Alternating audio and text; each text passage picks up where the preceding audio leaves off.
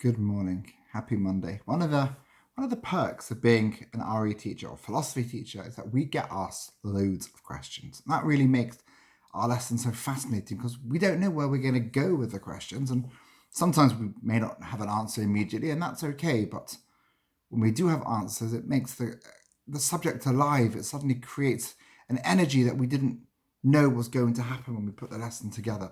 One of the cutest questions I was asked recently is, Rabbi Rickman, where do you get your ideas for assembly from? How do you have all these thoughts? So the truth is, I do a lot of reading, and I've probably got about 5 or 6 books that I'm trying to read at any one time. I find ideas fascinating, and I want to share those thoughts with you. But some assemblies I've quoted from wise scholars from hundreds of years ago, others more contemporary, and sometimes I even share the thoughts that are going round my head. But this morning I want to share with you the thoughts that come from someone just like you, a teenager. A teenager who grew up and went through the school system just like you, and in fact finished his GCSEs as well. Who is that teenager? That teenager was my son. A few hours after you watch the assembly, my family and I will be lighting this memorial candle because Monday night, Tuesday, is 1 year since he passed away.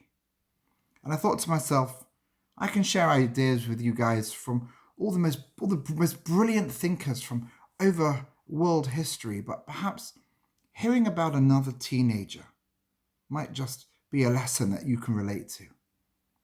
So let me start. There's so many stories and I don't have a lot of time, so let me just share a couple with you. Number one, my son was quite severely dyslexic and school was really difficult for him.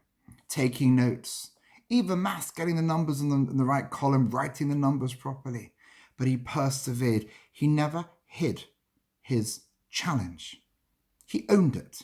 He didn't use it to make excuses why he couldn't achieve. He didn't use it to avoid doing the work. In fact, we had some painful Sundays where he had an essay from English and he had to write 5, 6, 7, 800-word essays over the course of Sundays. And he knew his friends would finish them in perhaps half an hour, or the cocky ones would scribble something down during lunch break. And there he sat at home with his laptop for hours, struggling to get his thoughts that he had in his head, brilliant thoughts, creative thoughts, but struggling because of a learning challenge that he had.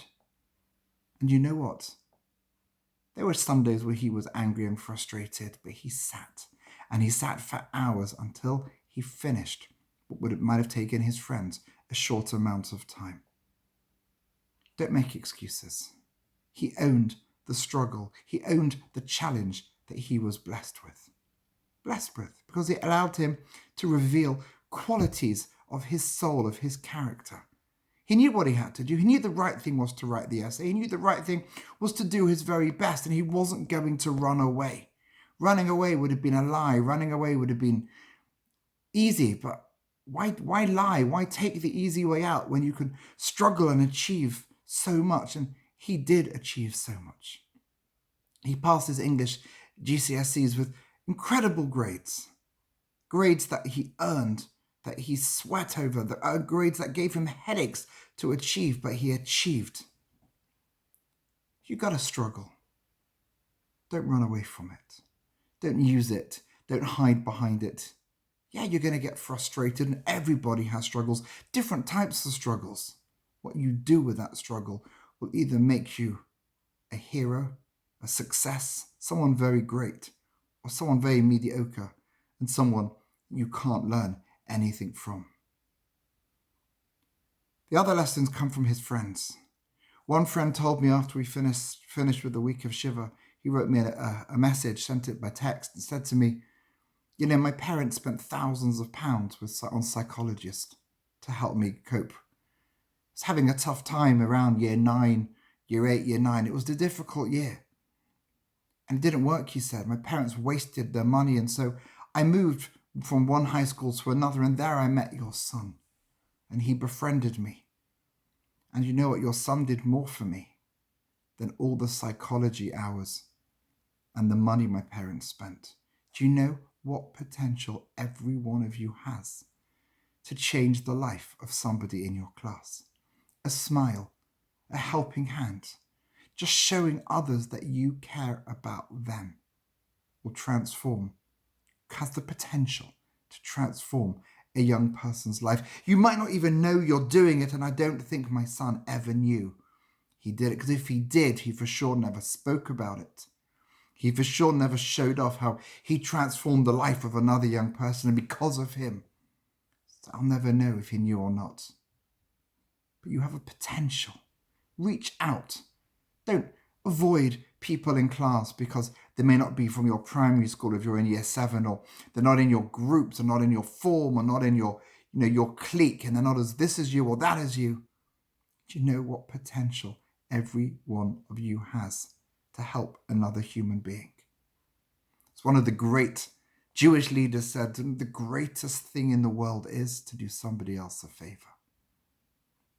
You have potential and you have challenges, but both your potential without the challenge and the challenge is part of your greatness.